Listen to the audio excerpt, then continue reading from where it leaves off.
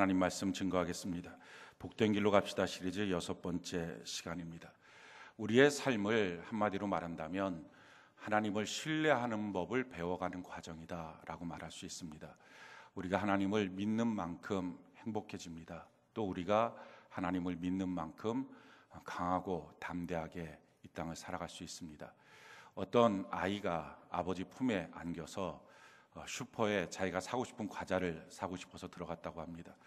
자기 주머니에는 100원이 있는데 자기가 사고 싶은 과자가 새우깡입니다. 새우깡 작은 거는 1,000원, 큰 거는 2,000원이죠. 이 작은 새우깡을 사고 싶은데 자기는 100원밖에 없는 거예요. 근데 그 아이를 안고 있는 아버지의 지갑 안에는 100만 원이 있었습니다. 1,000개도 살 수 있는 거죠. 근데 이 아이가 어쩌다가 나의 인생은 이렇게 새우깡 하나 못 먹는 인생인가, 주머니에 100원밖에 없을까, 이렇게 한탄하고 있는 모습을 갖고 있다면 이게 하나의 코미디일 것입니다. 새우깡 1,000개를 줄 수 있는 아버지의 지갑에 있는 100만 원, 그것보다 우리 전능하신 하나님의 그 풍요함, 그건 비교할 수 없이 클 것입니다. 어쩜 우리 그리스도인의 모습이 이럴 수 있습니다. 왜 내 삶은 이렇게 없을까, 힘들까, 고단할까, 이렇게 울고 있는 우리의 모습은 어쩌면 코미디와 같을 수 있습니다. 지금 이 문제는 무슨 문제입니까? 사실은 없는 것의 문제가 아니라 나를 안고 계시는, 나와 함께 하시는 하나님 아버지가 누구인지를 잘 모르기 때문입니다. 그분이 어떤 분인지, 그분이 무엇을 할 수 있는지, 그분이 나에게 어떤 것들을 줄 수 있는지 이걸 잘 모르기 때문에, 또 그분을 내가 어떻게 믿음으로 그분이 주시는 것을 받을 수 있는지 이 방법을 모르니까, 하나님을 믿는 방법을 모르니까, 그래서 이것이 코미디와 같은 인생을 살아가는 것입니다. 우리 인생에 정말 중요한 것은요, 하나님을 잘 아는 것입니다. 또 그 하나님을 잘 믿는 것입니다. 사실 우리 인생의 모든 문제는 하나님을 모르고 하나님을 믿지 못하기 때문에 생기는 문제다라고 말할 수 있습니다. 그래서 중요한 것은요, 이 하나님을 아는 것이죠. 성경이 우리에게 이렇게 말합니다. 호세아 6장 1절로 3절 우리 같이 한번 읽어볼까요? 시작. 오라 우리가 여호와께로 돌아가자. 여호와께서 우리를 찢으셨으나 도로 낫게 하실 것이요 우리를 치셨으나 싸매어 주실 것임이라. 여호와께서 이틀 후에 우리를 살리시며 셋째 날에 우리를 일으키시리니 우리가 그의 앞에서 살리라. 그러므로 우리가 여호와를 알자. 힘써 여호와를 알자. 그의 나타나심은 새벽빛같이 어김없나니 비와 같이 땅을 적시는 늦은 비와 같이 우리에게 임하시리라 하니라. 우리가 하나님께 나아가는 것, 우리가 하나님을 만나는 것, 그러면 된다는 것입니다. 그러면 찢어지고 깨어져도 하나님 회복시켜 주신다는 것입니다. 자, 그런데 하나님께 나아간다는 말이 무슨 말이냐면은 하나님을 힘써 아는 것입니다.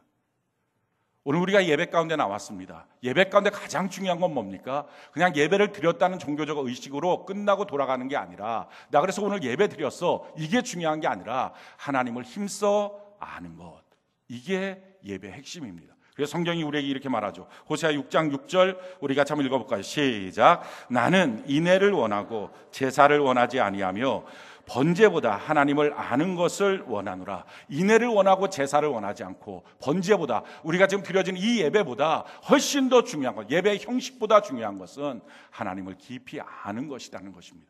하나님을 어떻게 압니까? 하나님이 자신을 계시하시고 그 계시하신 하나님을 아는 방법은 오직 성령으로 알 수 있습니다. 그래서 영과 진리로 예배드리는 자가 하나님을 만나는 것입니다. 우리 오늘 이 시간에 하나님을 향하여 영과 진리로 예배드리는 은혜가 있기를 바랍니다.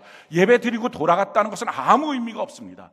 아무 능력도 없습니다. 우리가 믿음으로 사는 삶에는 그건 아무런 힘도 없습니다. 하나님을 힘써 알 때, 그 하나님을 믿는 법을 배우기 시작할 때 우리는 예배를 통해서 놀라운 능력을 소유하게 될 줄로 믿습니다. 우리 모두가 이 예배 가운데 하나님 만나는 은혜가 있기를 바랍니다. 자기 의지하지 말고요, 성령 하나님 의지하시기 바랍니다. 하나님의 말씀을 붙드시기 바랍니다. 집중하고 경청하시고 하나님께 나가는 은혜가 있기를 바랍니다. 우리가 다 하나님 앞에 있습니다. 이 겸손한 마음과 온유한 마음으로 하나님께 나갈 때 이 시간에 어느 누구도 빠짐없이 하나님 만날 수 있습니다. 만약에 여러분들이 예배 가운데 하나님을 만난 경험이 한 번도 없다면 그건 참 불행한 것입니다. 지금도 못 만나는 하나님, 죽고 남은 천국 앞에서 하나님 만나겠습니까? 그러니까 지옥 가는 거예요. 교회당에 나왔다는 것이 중요한 것이 아니라 정말 그 살아계신 하나님을 나의 삶 속에서 만나고 있느냐, 이게 중요합니다. 근데 하나님 만나는 방법 간단합니다. 우리는 하나님을 어디에 계신지 볼 수가 없다는 거예요. 하나님을 찾을 길도 없어요. 근데 하나님을 찾아오신다는 겁니다. 누구에게? 영과 진리로 예배하는 자에게. 우리는 지금 이 시간 예배 자리로 나왔습니다. 우리에게 필요한 것은 영과 진리로 드리는 것입니다. 성령 하나님을 의지하고 겸손함으로 하나님의 진리의 말씀을 붙들고 십자가를 붙들고 하나님께 나가는 은혜가 있기를 바랍니다. 하나님 없으면 나는 못 살 것 같습니다. 이 마음 하나만 있으면요, 어느 시간 어느 때든지 반드시 하나님 만납니다. 만나면 만나기 전과 완전히 달라집니다. 오늘 그 은혜가 우리 모두에게 넘치기를 바랍니다. 오늘 1절을 같이 한번 볼까요? 출애굽기 16장 1절 우리 같이 한번 읽어봅시다. 시작. 이스라엘 자손의 온 회중이 엘림에서 떠나 엘림과 시내산 사이에 있는 신광야에 이르니 애굽에서 나온 후 둘째 달 15일이라. 자, 오늘 말씀의 배경은 신광야에 있었을 때입니다. 그때는 시간적으로 보면 애굽에서 나온 지 둘째 달 15일, 그러니까 45일이 되었다라는 것입니다.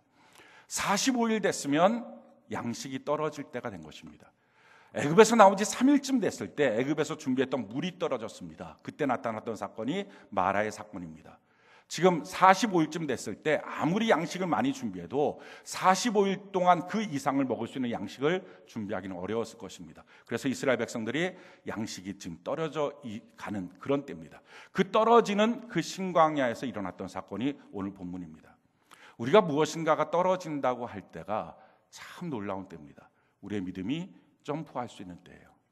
물이 떨어졌을 때, 양식이 떨어졌을 때, 시험에서 떨어졌을 때, 우리가 무엇인가 떨어졌을 때가 사실은 참 놀라운 기회입니다. 그때가 믿음으로 사는 삶의 방법을 배우는 때고요, 하나님이 어떤 분인지를 알아가고 배울 수 있는 때입니다. 우리 인생이 내가 원하는 대로만 계속 잘 나갈 수 있다면 하나님이 내 인생을 어떻게 인도하시는지 잘 모를 거예요. 근데 우리의 인생의 계획이 어느 날 엉클어지고 내가 뜻하는 방식대로 나가지 않게 될 때, 그때가 우리가 하나님 앞에 엎드리죠. 하나님, 내 인생을 향한 하나님의 계획이 뭡니까? 이게 진솔한 기도를 합니다. 그때 날 향한 하나님의 계획을 알 수 있습니다. 뭔가 떨어졌을 때 하나님의 뜻이 나타나는 거예요. 우리가 우리 자녀들 잘 키워질 때, 별탈 없이 막 잘 성장할 때, 그때는 그런 기도 안 하죠. 근데 이 자녀가 너무 속을 새기고 말썽을 필 때 대부분 이런 기도합니다. 이 자녀는 내 자녀가 아니라 하나님의 자녀입니다. 사업장이 잘 나가고 괜찮을 때는 그런 기도 안 해요. 근데 사업장이 어려움이 봉착했을 때 하나님, 우리 사업장은 하나님의 사업장입니다. 이런 기도합니다. 그러니까 뭔가 떨어졌을 때가, 그때가 하나님의 역사가 나타날 때고요, 그때가 믿음이 성장할 때고요, 하나님이 어떤 분인지를 배우고 깨달을 수 있는 때입니다. 예수님의 첫 번째 기적이었던 가나의 혼인잔치, 그때가 바로 포도주가 떨어졌을 때입니다. 잔치를 하는데 포도주가 떨어졌습니다. 그 포도주가 떨어졌기 때문에 예수님의 기적이 나타난 것입니다.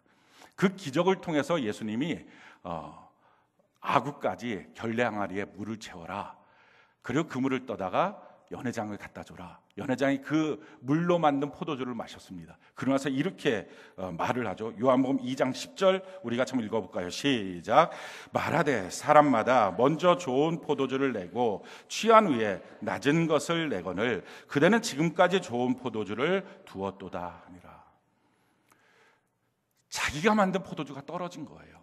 그랬더니 야, 진짜 좋은 포도주를 이제야 주네 라고 연회장이 말했다는 거예요. 내게 떨어지면 그때부터 하나님이 준비하시는 것을 볼 수 있어요. 내가 안 떨어지면 하나님이 준비하신 것을 내게 공급하실 방법이 없어요. 왜? 우리가 하나님을 찾질 않아요. 그러니까 내가 떨어졌을 때가 사실은 기회입니다. 그때가 하나님이 준비하신 게 과연 뭔지, 얼마나 멋진 포도주가 준비되어 있는지 이걸 보는 거예요. 어느 정도 떨어져야 됩니까? 만약에 이 가나의 혼인잔치에 잔치를 베풀었던 이 가정이 돈이 많았거나 다른 데 가서 포도주를 사갖고 올 수 있는 여유가 있었으면 아마 예수님께 나가서 이 포도주 없습니다, 이 말 안 했을 겁니다. 예수님의 방법이 뭐였어요? 결례 항아리에 물을 가득 채워라, 그리고 나서 그 물 갖다 떠다 줘라. 이렇게 말도 안 되는 일에 대해서 무작정 순종할 만큼 절박함이 없었으면 이렇게 순종 안 했을 거예요. 근데 너무 절박한 거예요. 다른 방법이 없는 거예요. 돈도 없고요, 포도주를 사갖고 올 장소도 없었어요. 그러니까 결국은 예수님밖에 없었던 거예요. 이만큼 완전히 떨어진 거예요. 그랬더니 예수님이 준비한, 하나님이 준비한 포도주를 맛볼 수 있는 거예요. 그래서 저는 깨닫는 건요, 아프면 팍 아파야 되고요, 망하면 팍 망해야 되고요, 깨지면 박살나야 돼요. 그냥 하나님밖에 없습니다. 이 마음을 갖고 하나님께 나와야 돼요. 근데 그것보다 더 지혜로운 것은요, 이렇게 안 망해도 하나님께 겸손할 수 있으면 하나님이 예비하신 것을 맛볼 수 있게 될 줄로 믿습니다. 그래서 우리 인생에 무엇인가 떨어지기 시작하잖아요. 그럼 기대가 되는 거예요. 하나님이 준비하신 게 뭘까? 하나님 과연 우리에게 뭘 주실 수 있을까? 그래서 성경이 우리에게 이렇게 말합니다. 야고보서 1장 2절 우리가 한번 읽어볼까요? 시작. 내 형제들아 너희가 여러 가지 시험을 당하거든 온전히 기쁘게 여기라. 그렇습니다. 이게 믿음으로 사는 삶이에요. 어떤 어려움이 닥쳤을 때 그냥 억지로 기쁜 표정 짓는 게 아니라, 주변 사람들한테 괜찮아 괜찮아 이렇게 말하는 게 아니라 온전히 기쁘게 여기라는 거예요. 여러분, 시험이 좋은 사람이 누가 있어요? 병든 게 좋은 사람 누가 있어요? 물질적으로 가난하고 궁핍한 게 좋은 사람이 누가 있어요? 관계적으로 엉클어지고 힘든 게 좋은 사람이 누가 있어요? 뭐 사업이 안 되는 게 좋은 사람이 누가 있어요? 다 힘들죠. 힘든데도 불구하고 어떻게 온전히 기쁠 수 있어요? 내가 떨어지면 이제부터 하나님이 공급하시는 게 있을 텐데 뭘 주실까? 하나님이 주시는 건 과연 뭘까? 이게 기대가 되니까 온전히 기뻐지는 거예요. 이게 믿음으로 반응하는 거예요. 사랑하는 성도 여러분, 우리가 이처럼 우리의 삶에 믿음으로 반응하는 은혜가 있기를 바랍니다. 이게 믿음으로 사는 거예요. 지난주에 말씀드린 것처럼 믿음이 있다는 것과 믿음으로 산다는 것은 전혀 다른 차원이에요.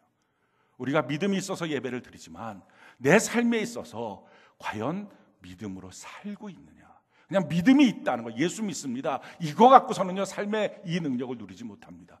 그런데 믿음으로 삶을 시작할 때, 믿음으로 삶을 살아가기 시작할 때는 하나님 앞에 기대가 있는 거예요. 시험을 만날 때, 무엇인가 떨어졌을 때. 그런데 이스라엘 백성들은요 이 믿음을 못 배운 거예요. 어쩜 우리 중에도 이런 믿음을 못 배운 분들이 있을 거예요. 오늘 예배 가운데 필요한 게 뭐예요? 믿음을 배우는 거예요. 이 믿음을 못 배우니까 어떤 반응들이 나옵니까? 우리 2절 같이 한번 볼까요? 출애굽기 16장 2절 같이 한 목소리 시작. 이스라엘 자손 온 회중이 그 광야에서 모세와 아론을 원망하여. 자, 떨어지는 사건 가운데 믿음의 훈련이 안 되는 사람, 믿음의 성숙이 없는 사람, 믿음이 부족한 사람의 특징들은요 원망합니다. 그래서 원망이라는 단어의 뜻은 수군수군하며 불평하였다라는 뜻입니다. 불평과 원망은요 항상 단짝이에요. 같이 가요. 원망하면 불평하고, 불평하면 원망하고, 이게 항상 같이 다니는 거예요. 불평이 뭐냐면은 자기 삶에 지금 힘든 것, 어려운 것, 무엇인가 떨어진 것, 이것이 너무 힘들다고 쏟아놓는 말, 이게 불평이에요. 이게 하소연이라고 말하죠. 이 하소연이 불평이에요. 그리고 나서 이렇게 된 이유가 뭔지를, 그 대상을 특정하여 말하는 것, 이걸 원망이라 그래요. 그러니까 원망과 불평은 항상 같이 가요. 자, 이들이 지금 뭐라고 원망하고 불평합니까? 우리 3절 같이 한번 읽어볼까요? 3절 같이 한 목소리 시작. 이스라엘 자손이 그들에게 이르되 우리가 애굽 땅에서 고기 가마 곁에 앉아 있던 때와 떡을 배불리 먹던 때에 여호와의 손에 죽었더라면 좋았을 것을 너희가 이 광야루를 인도해 내어 온 회중이 줄여 죽게 하는도다. 지금 이 짧은 문장 안에서 이스라엘 백성들이 두 번이나 죽겠다 죽겠다 이 말을 합니다. 3절 중반 정도에 보니까요, 우리가 죽었더라면, 또 마지막에 보니까 죽게 하는도다. 죽겠다 죽겠다. 우리도 비슷해요. 뭔가 떨어지는 순간마다 죽겠다, 힘들다, 고통스럽다, 괴롭다, 다 끝내고 싶다. 이 죽겠다는 말 너무 많이 합니다. 그래서 어쩌면 우리나라 OECD 국가 중에서 자살률 1위인지 몰라요. 40대 남성들 스트레스로 사망률 1위인지도 몰라요. 이 말을 자꾸 죽겠다 죽겠다 하니까. 지금 이렇게 죽겠다 죽겠다 하는 이유가 뭡니까? 양식이 부족해서요? 아니에요. 믿음이 부족해서요. 우리가 정확하게 알아야 돼요. 누군가 힘들게 해서 죽겠답니까? 아파서 죽겠답니까? 돈이 없어서 죽겠답니까? 그게 아니라고요. 지금 죽겠다는 이유가 뭐예요? 믿음이 없어서예요. 지금 하나님은요 이들에게 약속해 주셨다고요. 이스라엘 백성들을 애굽 땅에서 나오게 할 때 내가 너희를 젖과 꿀이 흐르는 가나안 땅으로 인도하여 갈 거다. 이 약속을 주셨어요. 그 약속을 주신 하나님이 중간에 이들을 굶겨 죽이겠습니까? 먹을 거 주죠. 그런데 약속하신 하나님을 못 믿는 거예요, 지금. 그러니까 그 하나님을 못 믿으니까 양식만 떨어져도 죽겠다. 물만 떨어져도 죽겠다. 뭐만 힘들어도 죽겠다. 지금 이게 믿음이 없음의 문제예요. 그리스도인의 삶의 고통의 문제는 뭡니까? 믿음이 없다는 문제예요. 그래서 이 믿음의 문제가 회복돼야 됩니다. 우리에게도 하나님의 약속이 있어요. 무슨 약속이 있습니까? 데살로니가전서 5장 23절로 24절 우리 같이 한번 한 목소리 읽어볼까요? 시작. 평강의 하나님이 친히 너희를 온전히 거룩하게 하시고 또 너희 온 영과 혼과 몸이 우리 주 예수 그리스도께서 강림하실 때에 흠없게 보존되기를 원하노라. 너희를 부르시는 이는 미쁘시니 그가 또한 이루시리라. 하나님의 약속은 두 가지입니다. 제일 첫 번째, 우리를 흠없이 거룩하게 하시겠다. 지금 우리가 죄도 있고 티도 있고 부족함도 있습니다. 근데 하나님의 분명한 약속은요, 우리를 훈련시키고 단련하신다는 거예요. 인생 채찍, 사람 막대기 이걸 동원해서라도, 또 하나님이 때때로 주시는 은혜를 동원해서라도 날 바꾸시겠다는 거예요.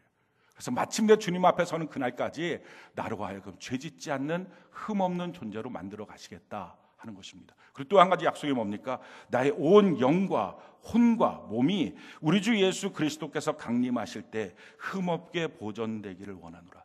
나의 영 그리고 내 마음, 지금 어쩌면 고통 속에 있는 우리의 마음일 수 있습니다. 근데 그 마음도, 질병 속에 있는 내 몸도, 나의 물질 없는 나의 환경도, 근데 하나님께서 이 모든 것들을 만져서 흠없이 보존되게 만들어 주시겠다 하는 것입니다. 중간에 버리지 않겠다. 중간에 그냥 그걸로 너는 끝 이렇게 하지 않겠다는 거예요. 그래서 하나님을 향한 믿음이 뭡니까? 하나님 나를 주님 만나는 그날까지 흠없게 보존하여 주실 것을 믿습니다. 그러면 병이 들어도 하나님 이 병에서 건져주실 걸 믿습니다. 물질의 문제가 있어도 여기서도 건져주시고, 마음의 고통과 상처와 우울증이 생길 때 여기서도 건져주실 것을 믿습니다 하는 믿음이 작동한다고요. 그런데 중간에 문제만 터지면 그 문제 가운데 원망하고 불평하는 이유가 뭡니까? 이 믿음이 없어서 그런 거예요. 하나님을 믿지 못해서. 하나님을 믿지 못해서 원망하고 불평합니다. 이 원망과 불평에 대한 하나님의 반응이 뭡니까? 오늘 8절을 같이 한번 볼까요? 로마서 출애굽기 16장 8절 우리 같이 한번 읽어봅시다. 시작. 모세가 또 이르되 여호와께서 저녁에는 너희에게 고기를 주어 먹이시고 아침에는 떡으로 배불리시니 이는 여호와께서 자기를 향하여 너희가 원망하는 그 말을 들으셨음이라. 우리가 누구냐? 너희의 원망은 우리를 향하여 함이 아니요 여호와를 향하여 함이로다. 하나님이 하시는 말씀이 이겁니다. 너 원망하는 말을 내가 들었다라는 것입니다. 사랑하는 성도 여러분, 우리가 하는 말은요 없어지지 않아요. 우리가 하소연이라고 말합니다. 힘드니까 그렇다라고 말합니다. 근데 그 불평도 없어지지 않아요. 하나님 다 듣는다는 거예요. 우리가 원망하는 것, 어쩌면 우리 배우자를 향해서, 우리 부모를 향해서, 또는 회사에서, 또는 교회 안에서 누군가를 특정하여 당신 때문에 내가 이렇게 힘들다고, 어떤 삶 속에 이렇게 힘들다고 하는 그 말도 하나님이 하시는 말씀이 뭡니까? 그건 사실은 그에게 한 게 아니라 종국적으로는 하나님을 향한 원망이야. 하나님이 주신 그 상황에 대해서 넌 지금 원망하고 있는 거야. 그리고 그 말을 하나님이 들었다라는 것입니다. 여러분, 하나님이 듣는다라고 하는 것은 참으로 두려운 일입니다. 왜냐하면 하나님이 이렇게 말씀하셨거든요. 민수기 14장 28절 우리 같이 한번 읽어볼까요? 자, 시작. 그들에게 이르기를 여호와의 말씀에 내 삶을 두고 맹세하노라. 너희 말이 내 귀에 들린 대로 내가 너희에게 행하리. 하나님 앞에 들린 그 말 그대로 내가 너희한테 행할 것이다. 이들이 죽겠다 죽겠다. 정말 그래서 이스라엘 백성들 2명 빼놓고 광야에서 다 죽었습니다.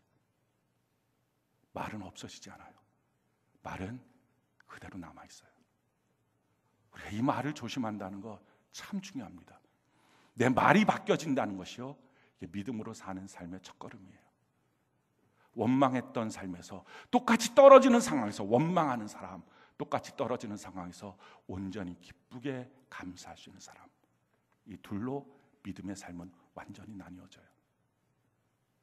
성경이 우리에게 이렇게 말합니다. 잠언 18장 21절 우리 같이 한번 읽어볼까요? 시작. 죽고 사는 것이 혀의 힘에 달렸나니 혀를 쓰기 좋아하는 자는 혀의 열매를 먹으리라. 죽고 사는 것이 나의 혀에 달려있다. 앞으로 나의 삶은 어떻게 결정될 것인가? 내가 지금 뭐라고 말하고 있느냐에 따라서 결정된다는 거예요. 내가 말하는 방향으로 우리 인생은 흘러가게 되어 있습니다. 그래서 성경은 나의 혀를 키라고 말합니다. 성경이 이렇게 말합니다. 야고보서 3장 4절로 5절 우리 같이 한번 읽어볼까요? 시작. 또 배를 보라. 그렇게 크고 광풍에 밀려가는 것들을 지극히 작은 키로서 사공의 뜻대로 운행하나니 이와 같이 혀도 작은 지체로 돼 큰 것을 자랑하는도다. 보라, 얼마나 작은 불이 얼마나 많은 나무를 태우는가. 우리의 혀가 큰 배의 키처럼, 키를 돌리면 배의 방향이 바뀌어지는 것처럼 우리의 혀가 그 기능을 한다는 거예요. 나의 인생의 방향을 결정하는 것, 내가 어떤 길로 갈 것인가를 결정하는 것은 다르게 운명이 결정되어 있는 게 아니라 지금 내 혀에 나의 말이라는 것입니다. 내가 지금 뭐라고 말할 것이냐는 거예요. 그래서 말은요, 미래예요. 많은 사람들은 자기의 말을 현재의 감정, 과거의 상처를 쏟아내는 통로로 씁니다. 그걸 뭐라 그래요? 불평. 그걸 뭐라 그래요? 원망. 그리고 그 소리를 하나님이 듣고 너가 말한 대로, 정말 무서운 건 뭡니까? 앞으로 너의 미래를 말한 대로 할 거야 라는 것입니다. 그래서 성경이 이렇게 말합니다. 베드로전서 3장 10절로 11절 우리 같이 한번 읽어볼까요? 시작. 그러므로 생명을 사랑하고 좋은 날 보기를 원하는 자는 혀를 금하여 악한 말을 그치며 그 입술로 거짓을 말하지 말고 악에서 떠나 선을 행하고 화평을 구하며 그것을 따르라. 생명을 사랑하고 좋은 날 보기를 원한다면 혀를 금하여 악한 말을 하지 말라라는 거예요. 원망, 불평, 분노, 미움, 다툼, 화내는 말, 미워하는 말, 이 말 그치라라는 것입니다. 그리고 나서 너의 입술에서 거짓말을 제거해야 된다라는 것입니다. 시편 34편 12절로 14절 세 번역으로 같이 한번 읽어볼까요? 자, 시작. 인생을 즐겁게 지내고자 하는 사람, 그 사람은 누구냐? 좋은 일을 보면서 오래 살고 싶은 사람, 그 사람은 또 누구냐? 내 혀로 악한 말을 하지 말며 내 입술로 거짓말을 하지 말아라. 악한 일은 피하고 선한 일만 하여라. 평화를 찾기까지 있는 힘을 다하여라. 악한 일 피하고 선한 일 하고 평화를 찾기까지 있는 힘을 다하여 그렇게 찾아가라. 너의 입에서 악한 말을 그치라 라는 것입니다. 우리의 입술에서요, 이제 소망의 말을 해야 돼요. 믿음의 말을 해야 됩니다. 마가복음 11장 23절 같이 한번 읽어볼까요? 시작. 내가 진실로 너희에게 이르노니 누구든지 이 산더러 들려 바다에 던져지라 하며 그 말하는 것이 이루어질 줄 믿고 마음에 의심하지 아니하면 그대로 되리라. 우리가 믿음의 말을 선포하면 그대로 된다 하는 것입니다. 사랑하는 성도 여러분, 똑같이 떨어지는 상황이에요. 평상시에 믿음의 말 하십시오. 평상시에 좋은 말 하십시오. 평상시에 하하호호 이렇게 말하십시오. 그거 못할 사람 몇 없습니다. 특별히 교회 오래 다닌 사람, 불평불만 하지 마십시오. 원망하지 마십시오. 감사하는 말 하십시오. 이거 수없이 들었기 때문에 웬만하면 그런 말 합니다. 지금 문제는요, 뭔가 떨어졌을 때입니다. 그때가 중요한 거예요. 평상시의 삶은요, 그냥 그렇게 사는 거예요. 근데 뭔가 떨어졌을 때가 하나님의 것이 준비되어 있는 때거든요. 그때 하나님의 것을 공급받을 것이냐, 아니면 떨어졌을 그때 원망과 불평으로 마침내 그 광야에서 다 죽을 것이냐, 이 갈림길이에요. 그때 뭔가 떨어졌을 때, 그때 하나님 앞에서 좋은 말하고 기쁨의 말하고 감사의 말하고 믿음으로 선포하고 자기 앞에는 큰 산 같은 것이 내 뒤로 넘어가라, 바다로 빠져라, 큰 병아 떠나가라, 큰 문제야 떠나가라 라고 믿음으로 선포하고 있느냐, 이게 중요하다는 거예요. 우리가 선포하는 그 말이 무슨 힘이 있겠어요?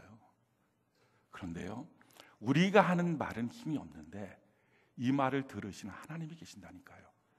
원망도 들으시지만요, 우리의 믿음의 선포도 하나님이 들어주십니다. 그래서 어떻게 하신다고요? 이사야 57장 19절 우리가 한번 읽어볼까요? 이사야 57장 19절 같이 한 목소리 시작. 입술에 열매를 창조하는 자 여호와가 말하노라. 먼데 있는 자에게든지 가까운 데 있는 자에게든지 평강이 있을지어다. 평강이 있을지어다. 내가 그를 고치리라 하셨느라. 우리 하나님이 어떤 분입니까? 입술에 열매를 창조하는 자. 입술의 열매가 뭐 이게 말이에요. 내 입술의 열매가 말인데 이 말을 하나님은 창조하신다는 거예요. 이 산아 바다에 빠져라. 우리 말은 아무 능력도 없어요. 우리 말은 아무것도 듣지를 못해요. 그런데 우리 하나님이 들으셔서 움직이신다는 거예요. 하나님의 손이 움직이면 못할 게 뭐가 있겠어요? 하나님의 손이 움직이니까 어떻게 됩니까? 창조하신다. 지금 그런 일들이 없었던 것을 무에서 유로 만드신다. 바다에 정말 빠뜨려 버리시겠다. 이게 하나님의 역사예요. 하나님은 우리의 입술의 말을 듣고서 그 말을 사용하셔서 그대로 창조하여 주십니다. 이 하나님이시라고요. 원망을 들으면 원망한 대로 내 인생을 창조하시고, 믿음의 선포를 하면 믿음의 선포대로 내 인생을 창조하신 하나님. 그래서 떨어졌을 때 믿음의 사람 뭡니까? 하나님을 기대하는 거예요. 하나님, 나의 인생을 책임져 주실 하나님, 내가 주님을 찬양합니다. 감사합니다. 기대합니다. 하나님을 높이기 시작할 때 하나님 안에서 믿음의 선포가 나올 수 있어요. 이 믿음의 선포로 여러분들 모든 삶 속에 하나님의 공급하심을 발견하는 은혜가 있기를 바랍니다. 자, 이 원망 불평으로 수군수군하고 그리고 서로들끼리 하소연하고 있고 푸념하고 있고 그렇게 하고 있는 이스라엘 백성들을 향해서 지금 모세가 무엇을 합니까? 우리 9절 10절 같이 한번 읽어볼까요? 9절 10절 같이 한 목소리 시작. 모세가 또 아론에게 이르되 이스라엘 자손의 온 회중에게 말하기를 여호와께 가까이 나아오라. 여호와께서 너희의 원망함을 들으셨느니라 하라. 아론이 이스라엘 자손의 온 회중에게 말하며 그들의 광야를 바라보니 여호와의 영광이 구름 속에 나타나더라. 아멘.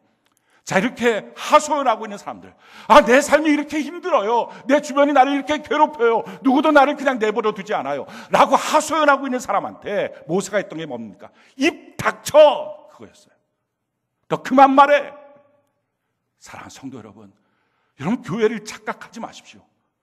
사랑, 배려 착각하지 마십시오. 그거는 하소연 들어주고 있는 게 아니에요. 당신이 뭔가 지금 불평하고 원망하고 있는 소리를 들어주면서 그러냐고 맞장구 쳐주고, 그래서 뭐 구제금 얼마 주고. 오늘날 수많은 교회가 이처럼 하기 때문에 하나님의 진노가 교회 안에 머물러 있는 거예요. 이게 얼마나 큰 범죄인지 아십니까? 원망하고 불평하고 있는 것을 하나님이 들으셨는데 그걸 영적인 리더가 가서 들어주고, 그게 신방입니까? 그게 위로입니까? 그게 배려입니까? 아니, 그것이 셀 나눔입니까? 사랑하는 성도 여러분, 영적 리더가 해야 될 게 뭡니까? 입 닥쳐. 너 그만 말해. 하나님이 너의 말을 지금 들었어. 그럼 뭐라고 말해야 됩니까? 너 지금 하나님께 나와야 돼. 너 예배해야 돼. 아론에게 명령해서 이스라엘 백성들로 하여금 광야에 나와서 하나님 앞에 서게 했습니다. 그 전에 그 광야는요, 막막한 광야예요. 아무것도 먹을 게 없었던 광야예요. 그 광야에 있으니까 어떤 역사가 있어요? 하나님의 영광이 보여요. 이 하나님의 영광을 봤을 때 이스라엘 백성들이 어떻게 했을까요? 저는 이런 상상을 합니다. 그들이 가슴을 치면서 통곡하며 회개했을 거예요. 우리가 주를 믿지 못했습니다. 10가지 재앙으로 인도하시고 홍해를 가르신 주님을 믿지 못했습니다. 사랑하는 성도 여러분, 이게 예배예요. 지난 한 주간 혹시 여러분들이 원망했습니까? 불평했습니까? 아니, 그런 삶들을 살아왔습니까? 분노하고 미워하는 삶들을 살았습니까? 그렇다면 이제 그 입을 닫으십시오. 그리고 고개를 들어서 하나님의 영광을 바라보기를 바랍니다. 그 하나님의 영광 가운데 들어가는 거예요. 그래서 무너졌던 믿음이 다시 회복돼야 돼요. 그게 예배예요.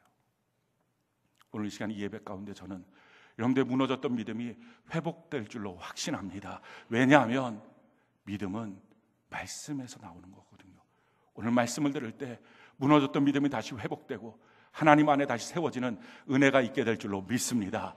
자, 이렇게 무너졌던 믿음이 회복되고 나니까, 하나님의 영광을 보고 나니까 그때 하나님이 그들에게 말씀하십니다. 뭐라고 말씀하십니까? 우리 11절, 12절 우리 같이 한번 읽어볼까요? 자, 시작. 여호와께서 모세에게 말씀하여 이르시되 내가 이스라엘 자손의 원망함을 들었노라. 그들에게 말하여 이르기를 너희가 해질 때에는 고기를 먹고 아침에는 떡으로 배부리리니 내가 여호와 너희의 하나님인 줄 알리라 하라 하시는 하나님의 약속하십니다. 내가 이제부터 공급해 줄게. 저녁에는 고기로, 아침에는 떡으로. 이 순서가 중요해요. 원망 불평의 입술을 닫고 그 다음에 하나님께 나와서 영광의 하나님을 바라보고 그 믿음 가운데 서고, 그랬을 때 하나님의 공급이 있습니다. 그냥 가난하니까 물질 주세요 하고 돈 주는 거 소용없습니다. 교회의 구제는 돈 없으니까 돈 주는 게 아닙니다. 교회의 위로는 힘드니까 쫓아가서 손 한번 잡아주는 거, 이게 아닙니다. 교회의 교제는 외로우니까 쫓아가서 같이 있어주자, 이게 아닙니다. 이렇게 하고 있으니 이게 동네 마실 나는 것과 차이가 없어진 것입니다. 성도의 능력이 다 상실하고 그렇게 수없이 만나도 또다시 허탈하고 또다시 허탈하고 그 모양입니다. 하나님의 회복은요, 먼저 우리의 원망과 불평의 입술을 닫고 그 다음에 하나님께 나오는 거예요. 예배 가운데 나오는 거예요. 예배 가운데 하나님을 만나야 돼요. 오늘 시간 하나님을 만나길 바랍니다. 무너졌던 믿음이 다시 회복돼야 됩니다. 하나님, 그렇습니다. 하나님 나 책임져 주시잖아요. 전능하시잖아요. 내 삶을 주님 만나는 그날까지 책임져 주신다고 하셨잖아요. 아들을 주신 하나님이 내 삶을 책임져 주시잖아요. 이 마음을 갖고 하나님을 향한 믿음이 다시 세워져야 합니다. 그러고 나면요, 그때부터 하나님의 기적과 같은 공급이 있습니다. 우리 하나님이 우리에게 이렇게 말씀하시죠. 야고보서 2장 5절 우리 같이 한번 읽어볼까요? 시작. 내 사랑하는 형제들아 들을지어다. 하나님이 세상에서 가난한 자들을 택하사 믿음에 부유하게 하시고 또 자기를 사랑하는 자들에게 약속하신 나라를 상속으로 받게 하지 아니하셨느냐. 세상에서 가난한 자들을 택하사 그냥 부유하게 하시는 게 아니고요, 세상에서 가난한 자들을 택하사 어떻게 하십니까? 믿음에 부유하게 하시고 먼저 믿음을 주시는 거예요. 세상에서 가난한 자들에게 돈을 그냥 주면 사람은 그 돈 갖고 타락하고 하나님을 찾지 않습니다. 병든 사람 병치료 받고 나면 그 건강한 몸 갖고 타락하고 하나님을 찾지 않습니다. 그러니까 잠깐은 좋아져도요, 천국을 잃어버리는 거예요. 하나님의 방법은 뭡니까? 그에게 먼저 믿음을 주십니다. 오늘 우리에게 필요한 게 뭡니까? 오늘 이 시간에 우리의 믿음이 회복되기를 바랍니다. 우리 인생의 고통을 느끼는 이유는 한 가지입니다. 믿음의 부족이에요. 사실 우리가 갖고 있는 문제, 무엇인가 떨어졌다는 이 문제는 우리로 하여금 영적으로는 행복해지는 겁니다. 이제 하나님의 기회가 왔구나, 하나님의 시작이 왔구나, 하나님의 준비하신 것들 내게 공급하시겠구나, 이 기대가 되니까요, 영적으로는 흥분하기 시작하는 거예요. 그리고 이 문제를 갖고 하나님께 나가고 예배 드린다는 것은요, 절대 부끄러운 게 아니에요. 도리어 감사하고 감격스러운 거예요. 근데 믿음이 없으니까 문제만 터지면 예배드리기 싫다 그러고, 문제만 터지면 힘들다 그러고, 문제만 터지면 원망하고 불평하고 하소연하고, 이런 것이 우리의 삶이지 않냐는 거예요. 이와 같은 삶, 믿음이 없는 삶을 오늘 청산하고 오늘 영광 중에 계신 주님을 만나고 우리의 믿음이 굳세어지기를 바랍니다. 그리고 공급하시는 하나님을 만나는 은혜가 있기를 바랍니다. 하나님의 공급이 무엇입니까? 우리 13절부터 15절까지 우리 같이 한번 읽어볼까요?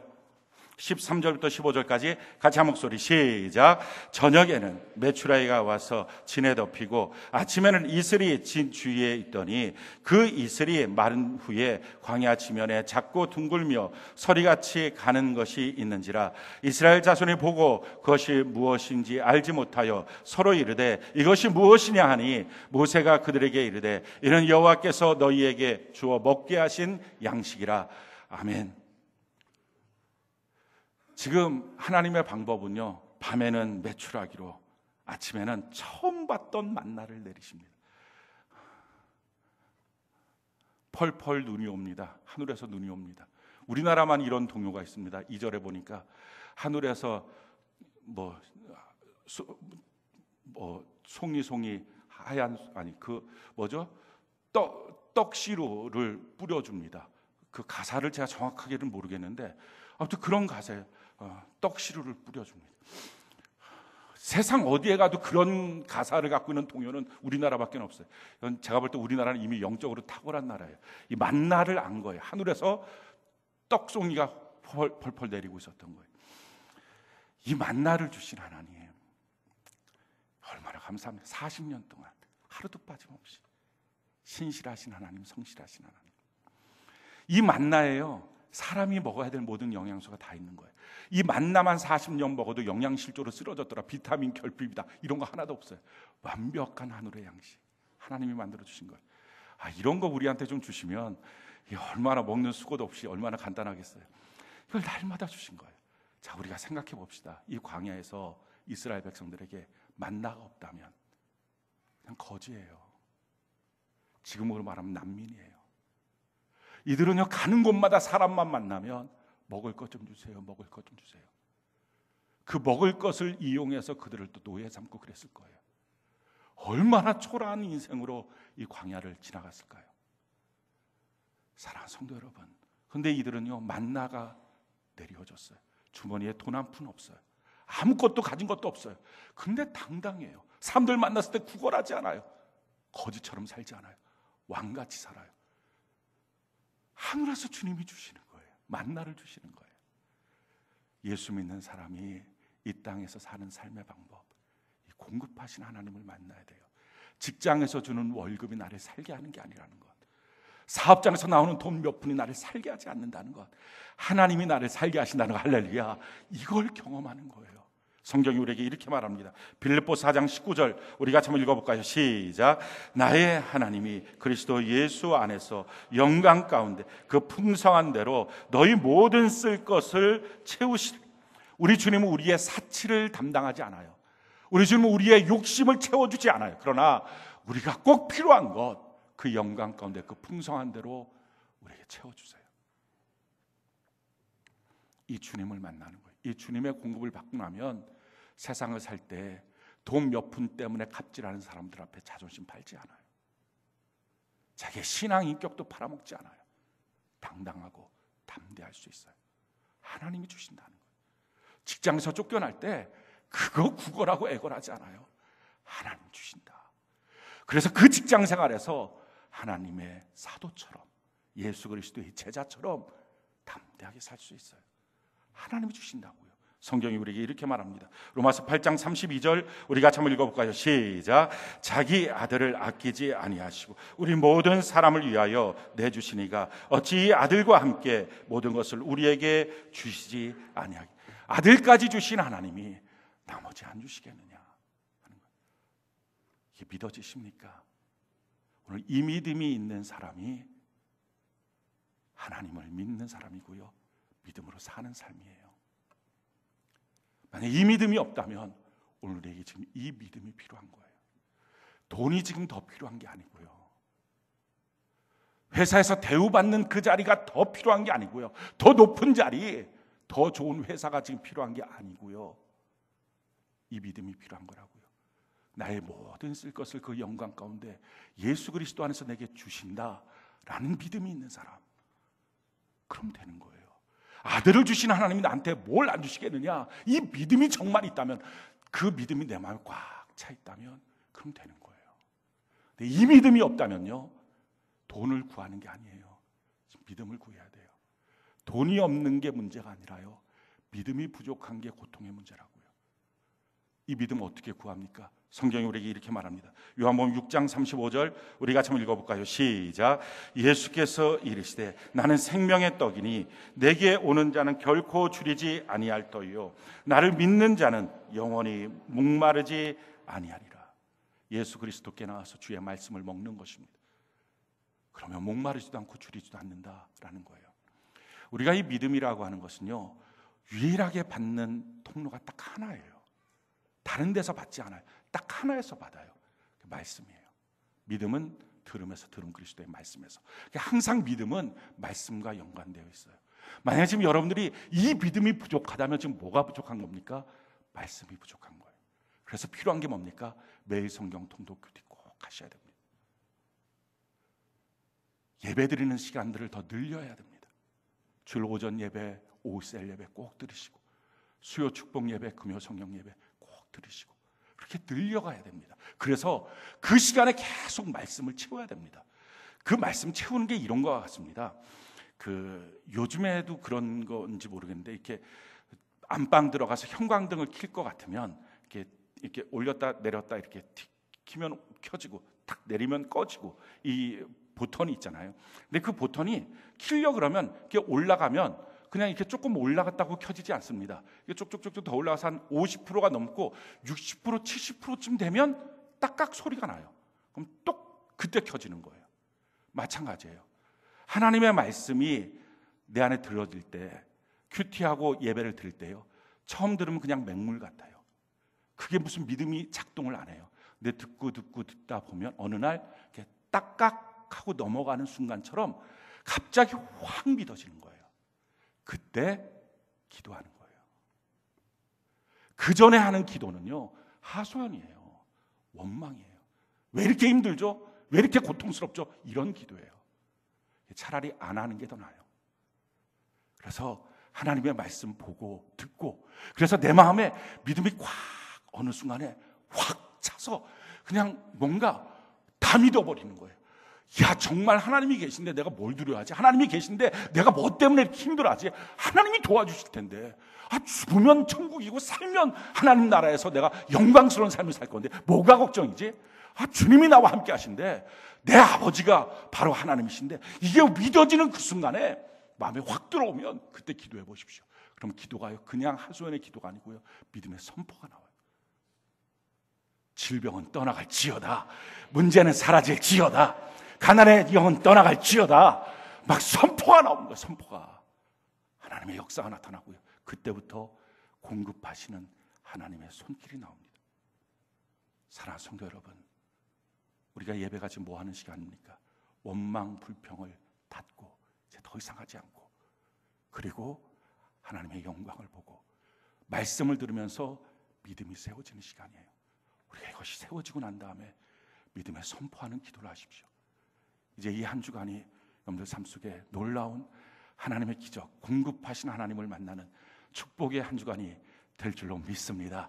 이 은혜가 여러분들의 소유가 되기를 예수님 이름으로 축원합니다. 우리가